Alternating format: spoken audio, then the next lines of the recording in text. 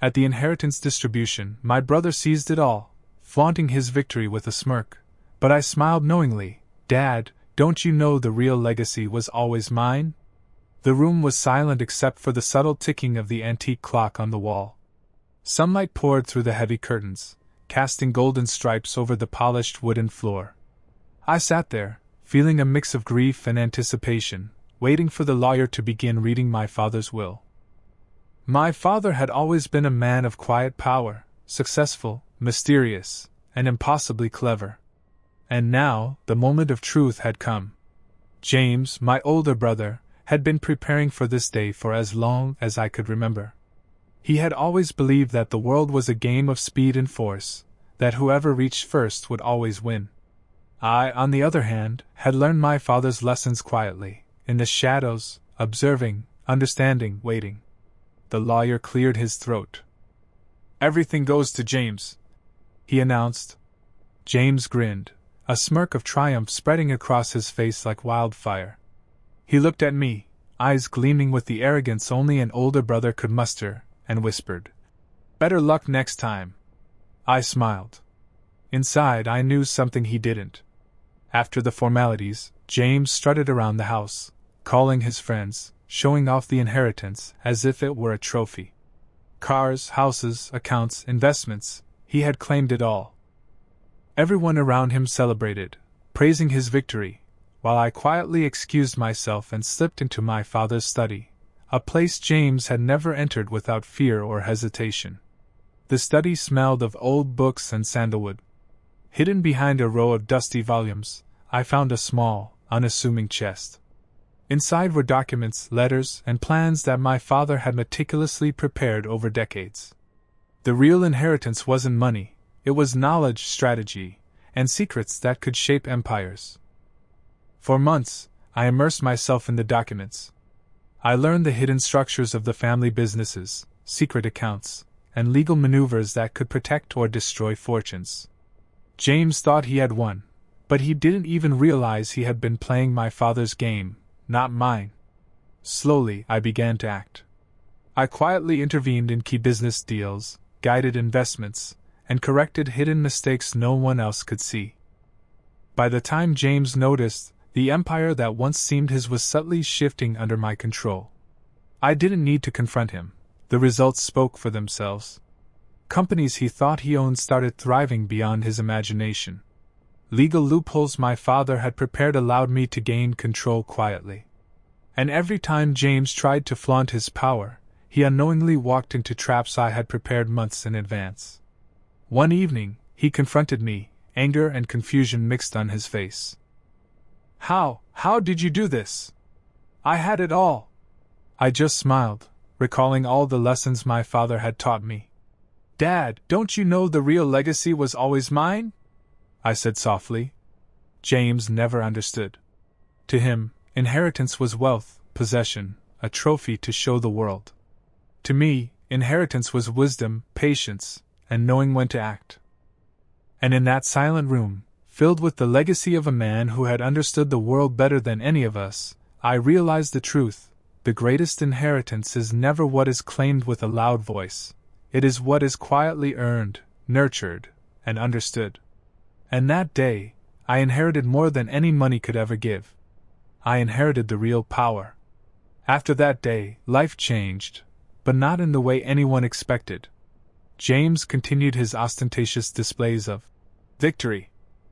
He threw parties in the new mansion, flaunted his new cars, and even tried to buy influence among the business circles my father had nurtured. Everyone saw the surface, the trophies, the flashy success, but no one could see the invisible threads I had been weaving behind the scenes. I spent countless nights in the study, reviewing my father's journals. There were letters from old business partners, personal notes on negotiation strategies, even hidden instructions for charitable foundations he had built quietly.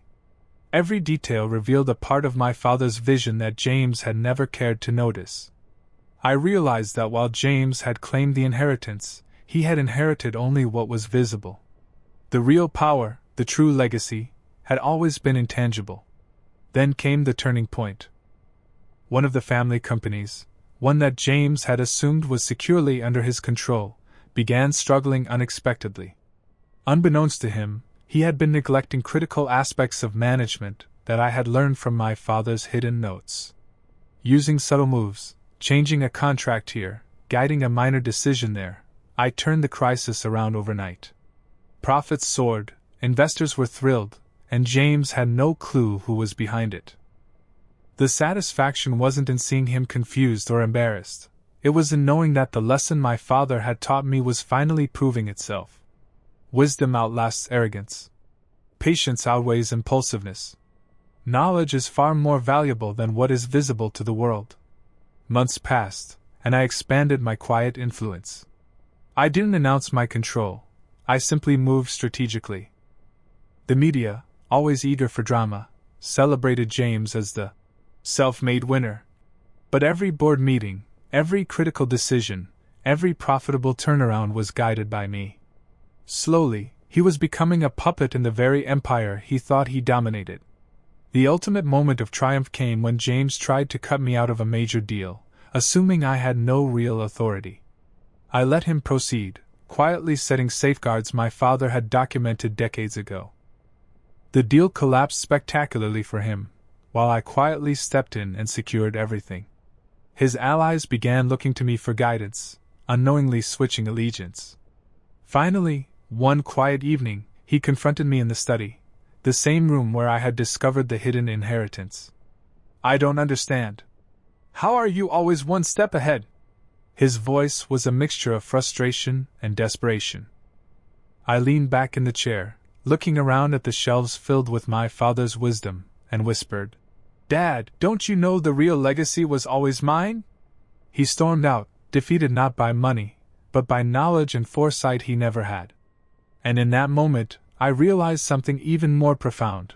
My father's true gift wasn't just wealth or power, it was the ability to see the future through patience and understanding. I wasn't just inheriting assets, I was inheriting his mind, his vision, his legacy of wisdom that could outlast time itself. From that day on, I carried the responsibility quietly, reshaping the empire in ways no one would notice but everyone would benefit from. And James? He continued to play his role on the surface, believing he had won, while I silently guided the entire course of our family's legacy, knowing that the real victory had always been mine. Months turned into a year, and the empire had grown beyond what anyone, including my father, could have imagined. James still paraded his wealth publicly, but now even the media started noticing subtle shifts. Investors whispered about a mysterious strategist behind the scenes, someone invisible yet undeniably powerful. Little did they know, it was me, quietly executing every move my father had taught me, and then some. Then came the unexpected twist. One evening, I received a letter, an anonymous tip, though I suspected it came from someone who had long been close to my father. It revealed a secret clause buried in the legal documents I had initially overlooked. A portion of the inheritance, far larger than anything James had claimed, was contingent on successfully proving that I understood and could continue my father's vision. Essentially, all the visible assets James had seized were technically forfeit unless I fulfilled the true legacy condition. Suddenly, everything changed. James had been celebrating prematurely, unaware that the fortune he flaunted depended entirely on my actions and decisions. If I failed, all that wealth could revert to distant relatives, charities, or even government authorities. The stakes were higher than ever. I had to act carefully. I began orchestrating scenarios where James's actions would unknowingly demonstrate the very lessons my father had hidden for me to uncover. Every misstep he made, every reckless decision, only strengthened my claim. Slowly, the empire's true course became clear, not through confrontation, but through a masterful balance of subtle guidance and unseen influence. Finally, the moment of reckoning arrived. At another formal meeting, this time with lawyers and auditors present, the final validation of the inheritance was read aloud. James's face turned pale as the lawyer announced that, because of my strategic decisions, my understanding of my father's plans, and my quiet implementation of his legacy, the real control of the entire fortune, and all associated businesses, was legally and irrefutably mine. James couldn't argue. He had been blinded by his arrogance and greed. Every smirk, every boastful gesture, every moment he thought he was victorious had been part of a larger lesson my father had orchestrated from beyond the grave. And now, it had reached its conclusion. I looked at him one last time, calmly, a small smile playing on my lips. "Dad, don't you know the real legacy was always mine?" I said softly, as the room fell silent. Not with anger, not with malice, but with a quiet certainty that only comes from true understanding. From that day forward, the empire flourished in ways no one could see directly.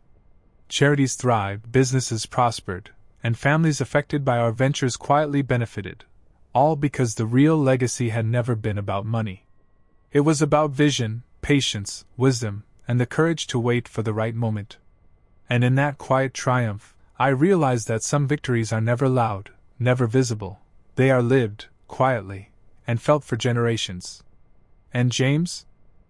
He continued his public display of wealth, unaware that the real power, the real legacy, had always been quietly, undeniably mine. Weeks later, the world seemed to move on, but I knew the truth.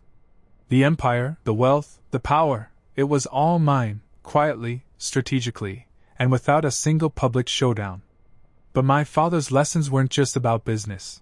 They were about character, about understanding people, about timing. And that meant the final act was still ahead. One evening, I received a call from James. His voice was shaky, uncharacteristically vulnerable. I don't understand. Everything I thought I had, it's all gone. How did you? I didn't answer immediately. Instead, I invited him over to the study, the same room where it all began.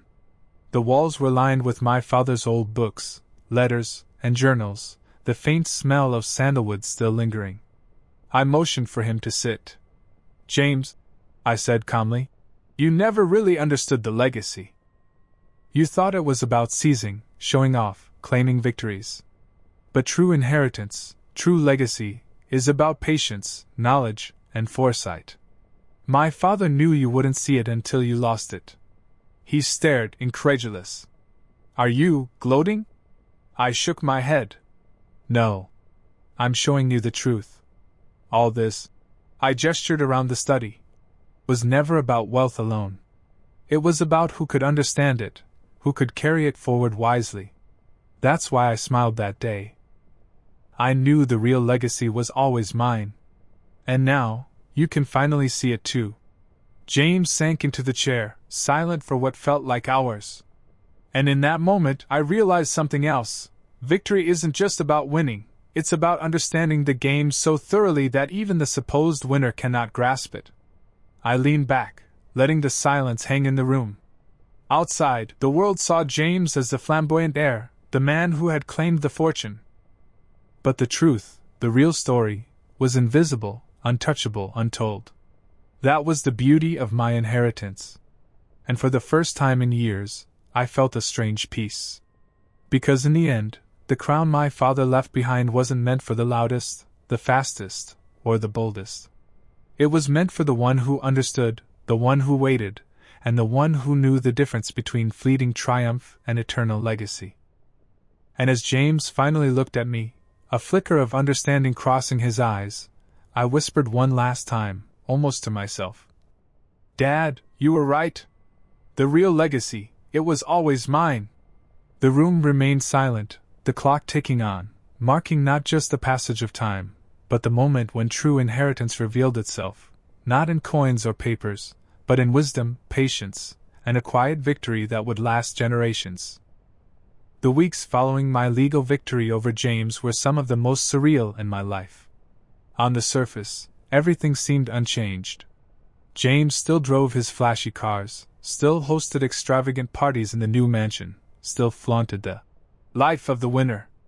Outsiders saw the wealth, the influence, the apparent power, and assumed that he had it all under control. But behind the gilded walls, the real story was far different.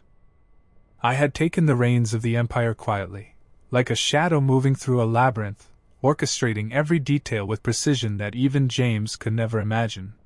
I began spending hours revisiting my father's old notes and journals. They weren't just instructions, they were a philosophy, a way of seeing the world that turned every problem into an opportunity. There were letters from business partners written decades ago, legal strategies to protect the company against unseen threats, and subtle psychological insights about people in power. Each time I read a new page, I felt my father's presence guiding me, whispering the unspoken truths that had eluded James his entire life. One night, I found a hidden envelope addressed to me in my father's handwriting. The message inside was simple, yet terrifying. The greatest inheritance is not what you claim. It is what you preserve, what you protect, and how you wield it. Do not let ambition blind you.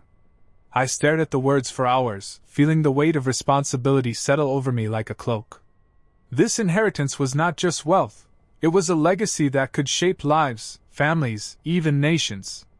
Meanwhile, James's arrogance only grew.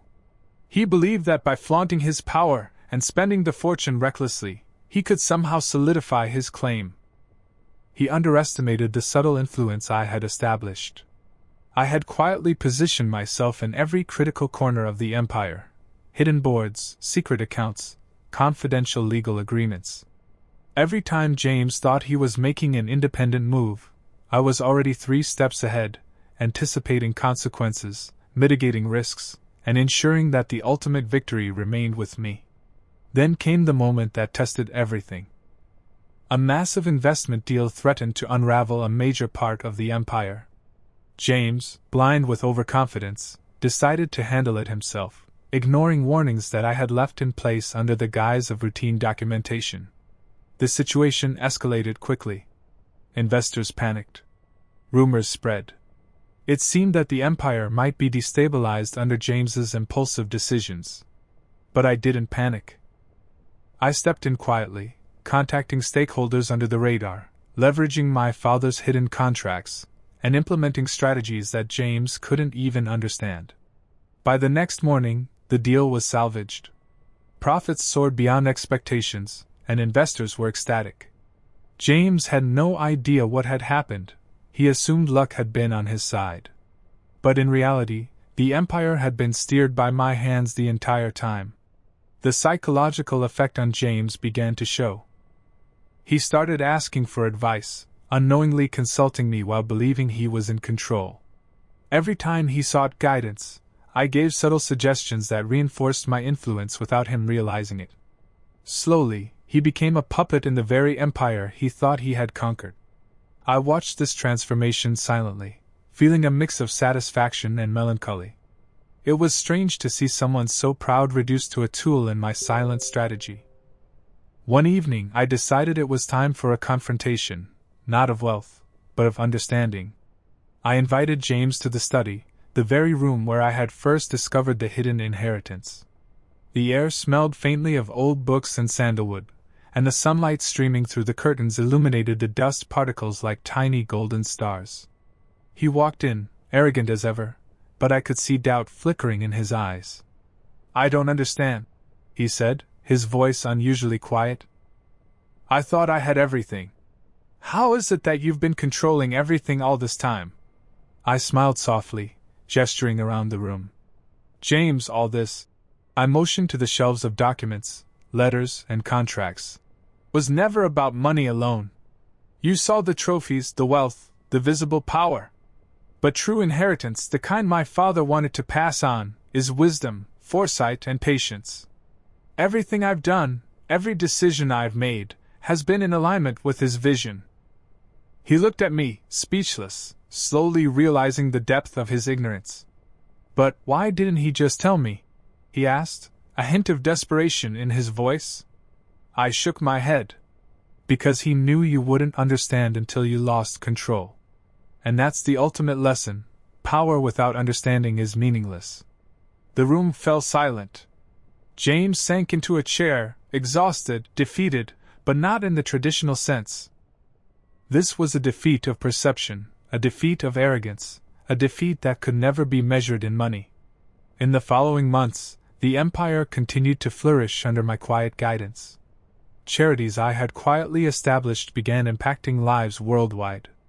Businesses that seemed small on the surface expanded in secret, creating opportunities for employees and communities alike.